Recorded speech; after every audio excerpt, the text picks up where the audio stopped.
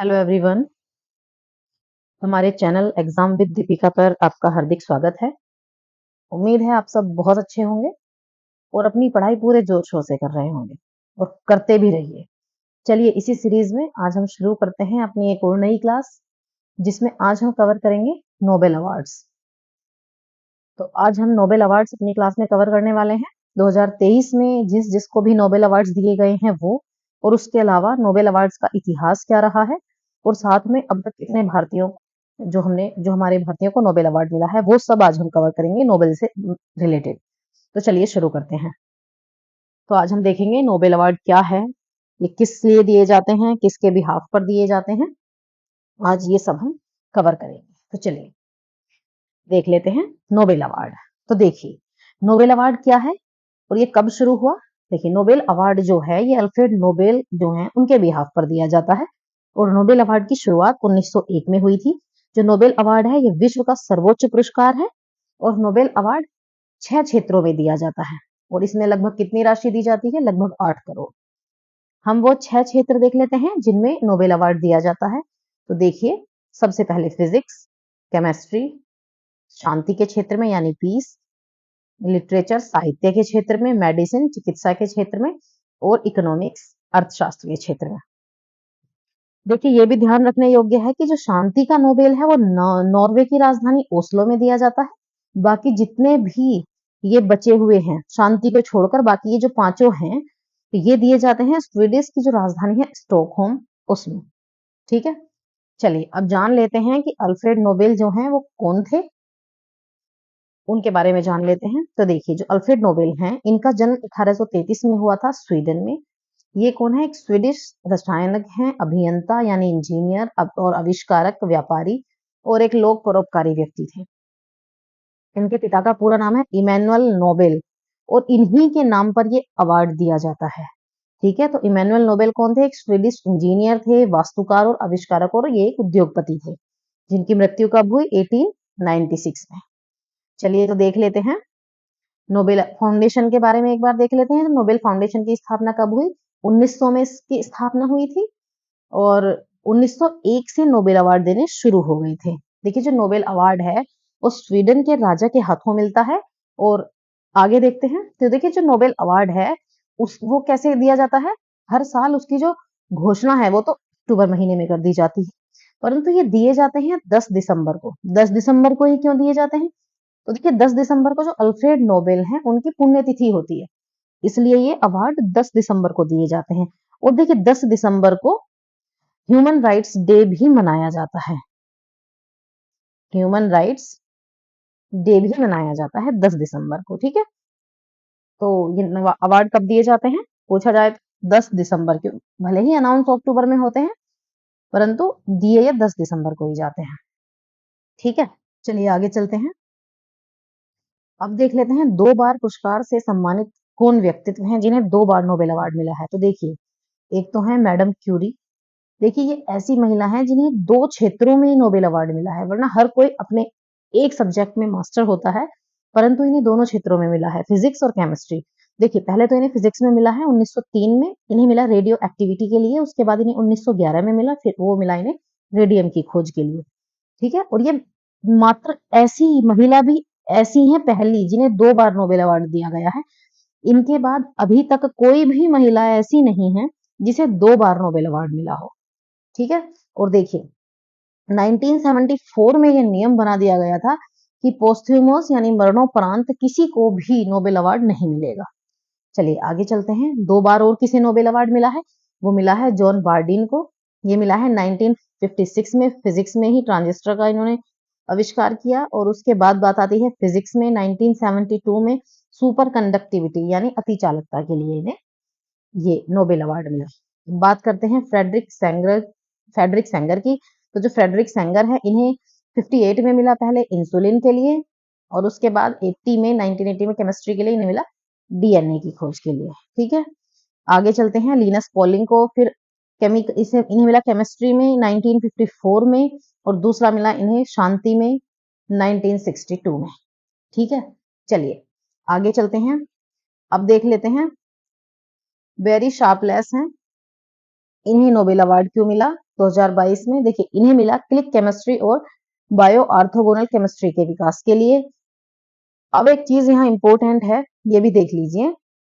इस यहाँ कहा गया है कि यदि पुरस्कारों की घोषणा हो जाए और संबंधित व्यक्ति, यानी जिस व्यक्ति के नाम की घोषणा हुई है ना अक्टूबर में कि इस व्यक्ति को नोबेल अवार्ड दिया जाएगा, और 10 दिसंबर आने से पहले पहले उसकी मृत्यु हो जाती है, यदि, क्योंकि 10 दिसंबर को नोबेल अवार्ड दिए जाते हैं, और 10 दिसंबर आने से पहले पहले उनकी मृत्यु हो जाती है, तो उन्हें वो अवार्ड दिया जाएगा, क्योंकि उनके नाम की घोषणा हो चुकी है। जबकि 1974 में ये रूल बन चुका है कि मरने के बाद किसी को भी जो उन्होंने खोज कर दी हो ऑलरेडी या कोई आविष्कार कर दिया है, उसके लिए नोबेल अवार्ड नहीं मिलेगा। उनको तो नहीं मिलेगा जिनकी डेथ हो चुकी है, जो पहले खोज कर चुके हैं, वो जा चुके हैं तो जा चुके हैं। परंतु इनका कहना है कि यदि किसी के नाम की घोषणा हो जाती है, घोषणा होने के बाद उनकी मृत्यु होती है, यानी कि अक्टूबर में घोषणा होती है और 10 दिसंबर को ये दिए जाते हैं, तो इस ड्यूरेशन में यदि किसी की मृत्यु हो जाती है तो उसका नोबेल अवार्ड कैंसिल नहीं किया जाएगा, उनको ये दिया जाएगा। ऐसा रूल बना दिया गया है। ठीक है, चलिए आगे चलते हैं। जॉन बी गुडिनफ, ये हैं जिन्हें सर्वाधिक उम्र में नोबेल अवार्ड मिला है, सबसे ज्यादा उम्र थी इनकी। देखिए, ये 97 ईयर के हैं जिन्हें नोबेल अवार्ड दिया गया। इनको भी केमिस्ट्री के क्षेत्र में दिया गया था और 2019 में दिया गया। ठीक है, चलिए आगे चलते हैं। देखिए, ये मलाला यूसुफजई हैं, इन्हें 2014 में नोबेल अवार्ड दिया गया और ये सबसे कम एज की हैं जिन्हें नोबेल अवार्ड दिया गया। इनका जन्म 1997 में हुआ था और ये पाकिस्तान की हैं। बात करते हैं, इन्हें बस 14 साल की आयु में ही, जब ये 14 साल की थी तभी इन्हें तालिबानियों ने गोली मारी थी। उसके बाद इन्हें ये दरअसल लड़ाई रही इनकी, इन्होंने लड़कियों की शिक्षा के लिए वर्क किया है। तो पाकिस्तान में वहाँ बहुत बुरी स्थिति थी है महिलाओं की, आज भी है खैर। तो ये लड़कियों की शिक्षा के लिए लड़ाई करती हैं, क्योंकि वहाँ आतंकवाद और ये वो सब चीजें हैं। तो उस वजह से इन्होंने जो संघर्ष किया है उसके लिए इन्हें नोबेल अवार्ड दिया गया। चलिए अब बात करते हैं रेड क्रॉस सोसाइटी। देखिए, इन्हें सबसे ज्यादा बार नोबेल अवार्ड मिला है, इसलिए ये आपके सामने है।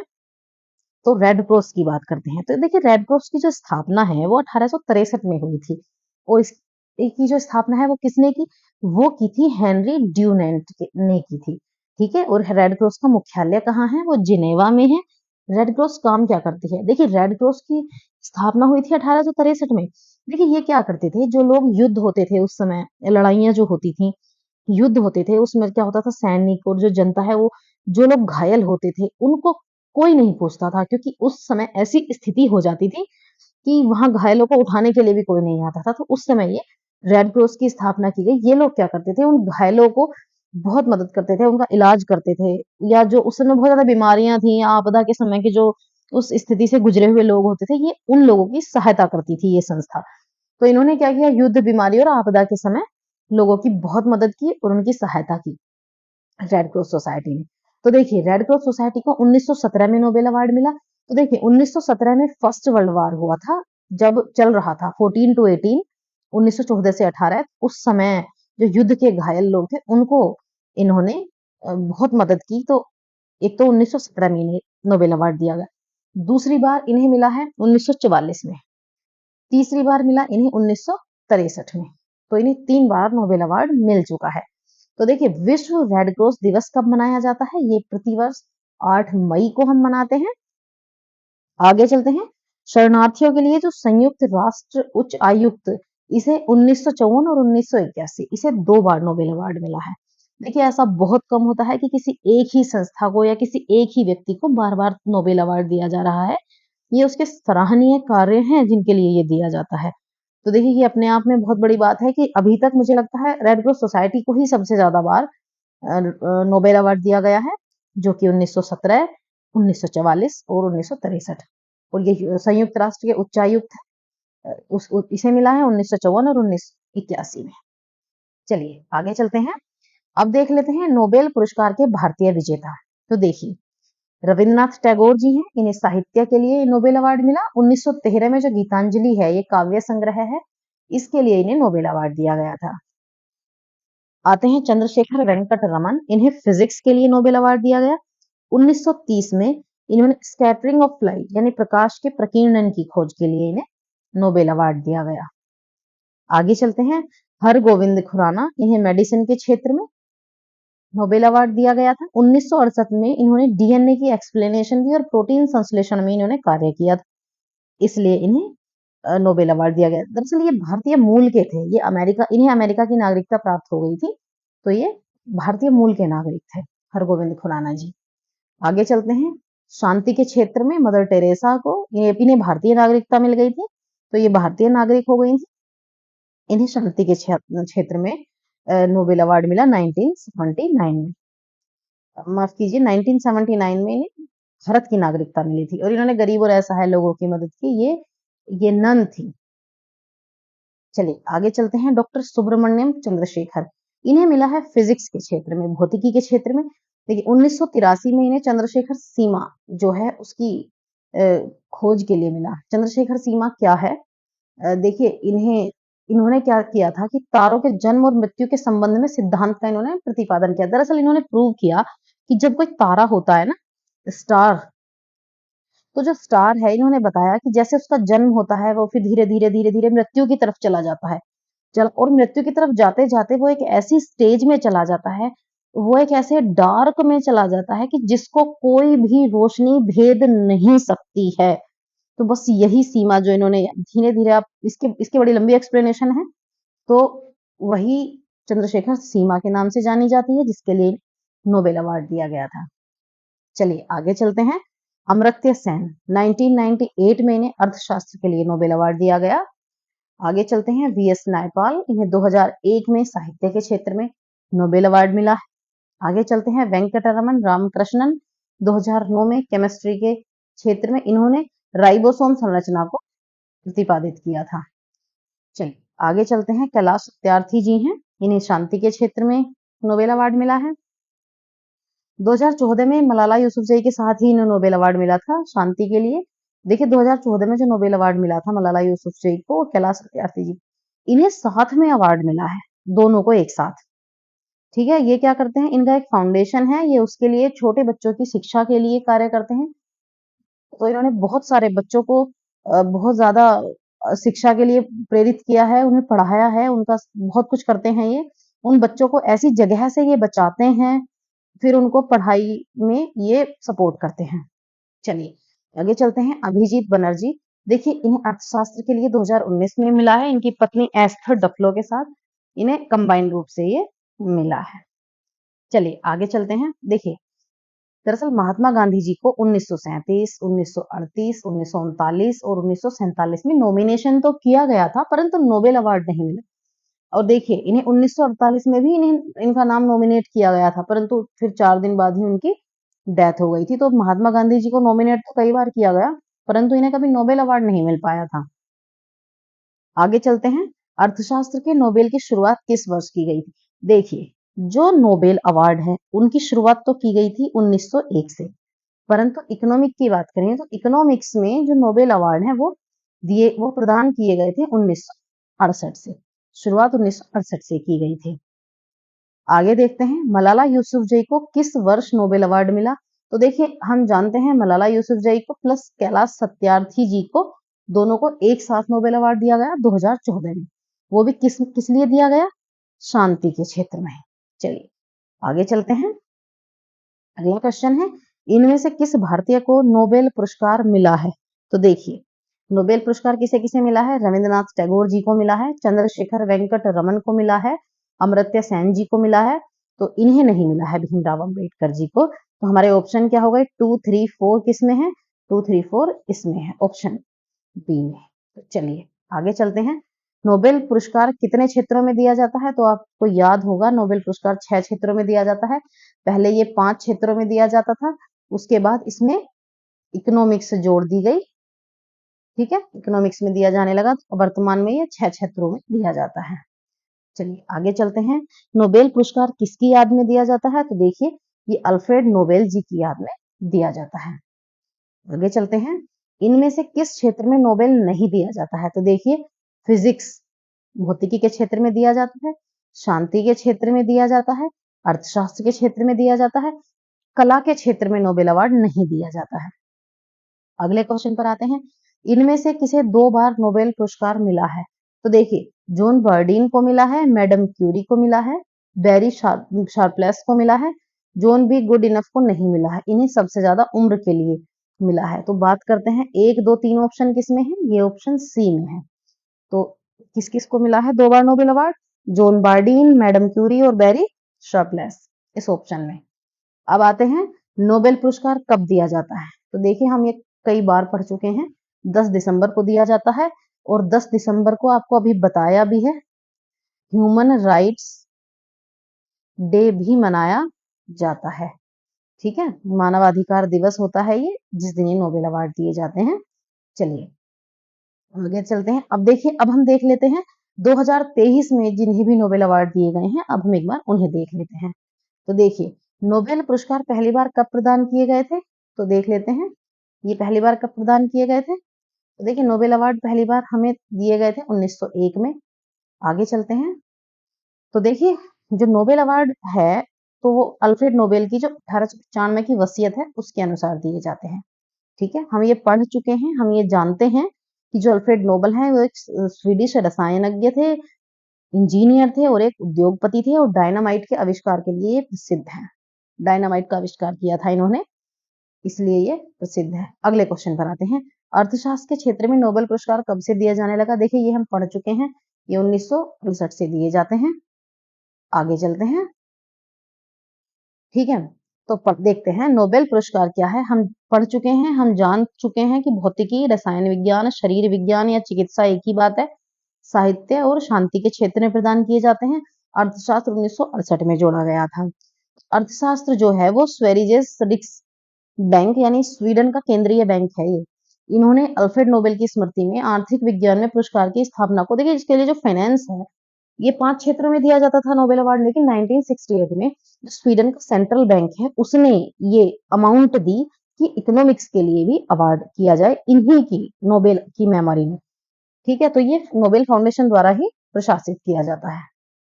आगे चलते हैं। तो देखिए इसमें कितनी राशि दी जाती है। तो देखिए इसमें 11 लाख स्वीडिश मुद्रा दी जाती है, जो रुपयों में बात करें तो वो 8 करोड़ रुपए से अधिक होते हैं।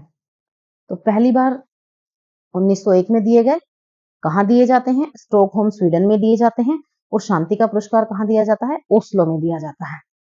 चलिए आगे चलते हैं। अगला क्वेश्चन है, इसकी स्थापना के बाद से कितने भारतीयों ने नोबेल पुरस्कार जीता है। तो देखिए वैसे तो ये बहुत ने जीता है, परंतु क्या है उनमें अधिकांश भारतीय भारतीय मूल के रहे हैं। ठीक है, अब देखिए अब तक कुल कितने लोगों ने जीता है, कुल 9 भारतीयों ने नोबेल अवार्ड जीता है। आगे देखते हैं। हम देख चुके हैं, फिर भी एक बार याद कर लेते हैं, देख लेते हैं। साहित्य के क्षेत्र में रविंद्रनाथ टैगोर को 1913 में, भौतिकी सीवी रमन को मिला है। देखिए सीवी रमन को जो मिला है 1930 में मिला है, और सुब्रमण्यम चंद्रशेखर को 1983 में मिला है। हरगोविंद खुराना जी को 1968 में, मदर टेरेसा को 1979 में, कैलाश सत्यार्थी को 2014 में, अमर्त्य सेन को 1998 और अभिजीत बनर्जी को 2019 में नोबेल अवार्ड मिला है। आगे चलते हैं। नोबेल पाने वाले पहले भारतीय आप जानते हैं रविंद्रनाथ टैगोर जी हैं, 1913 में साहित्य के क्षेत्र में। प्रथम भारतीय महिला जिन्हें नोबेल अवार्ड मिला है वो 1979 में पीस के क्षेत्र में, शांति के क्षेत्र में, वो मदर टेरेसा है। चलिए आगे चलते हैं। अगला क्वेश्चन है, हंगरी के कैटलिन कारिको और के ड्रू विस्मैन ने फिजियोलॉजी या मेडिसिन में नोबेल पुरस्कार जीता है। ये कहाँ के हैं, तो देखिए ये यूएसए के हैं। ठीक है, आगे चलते हैं। देख लीजिए कैटलिन कारिको और ड्रू विस्मैन ने फिजियोलॉजी या मेडिसिन में इन दोनों को मिला है।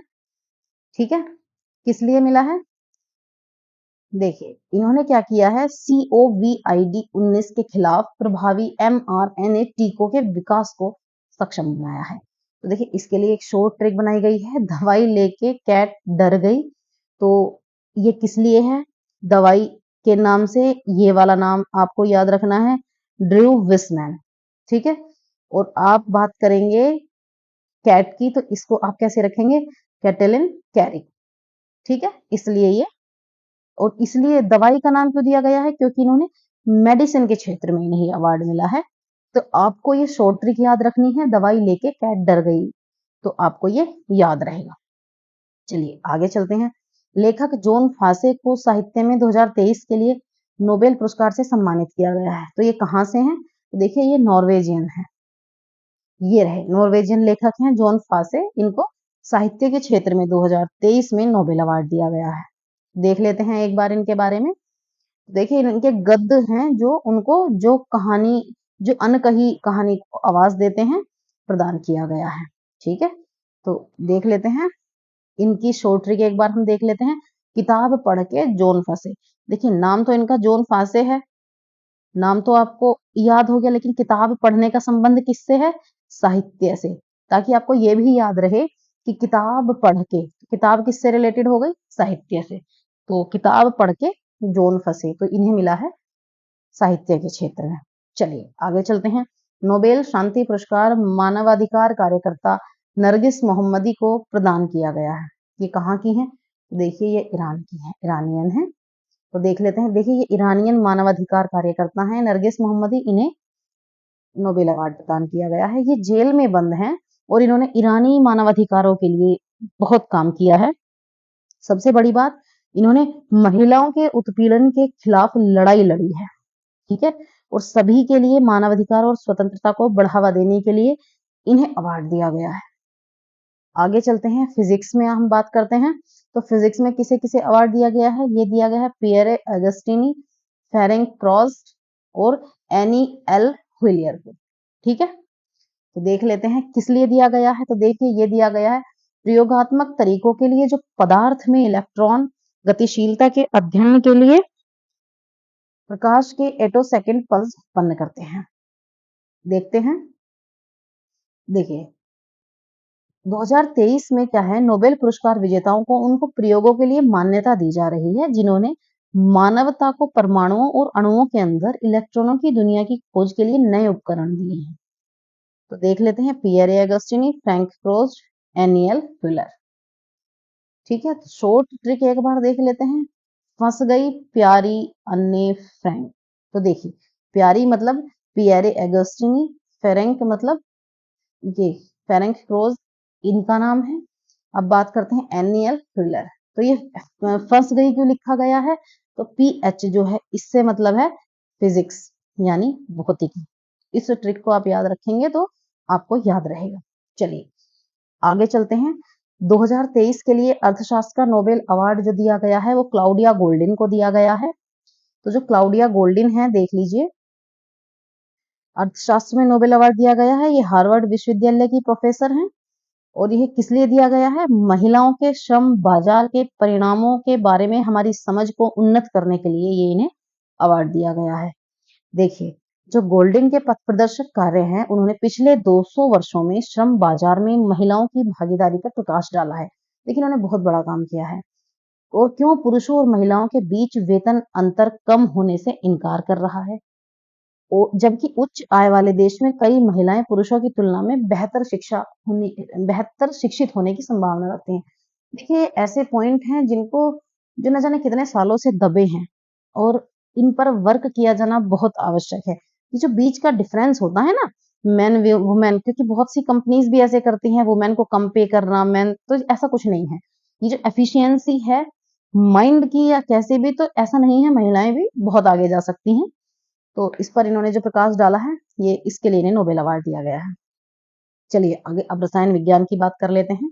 तो रसायन विज्ञान में जो नोबेल अवार्ड दिया गया है, ये दिया गया है मोंगी जी बावेंडी, लुइस ई ब्रूस और एलेक्सी आई एक्कीमेव प्रदान किया गया है।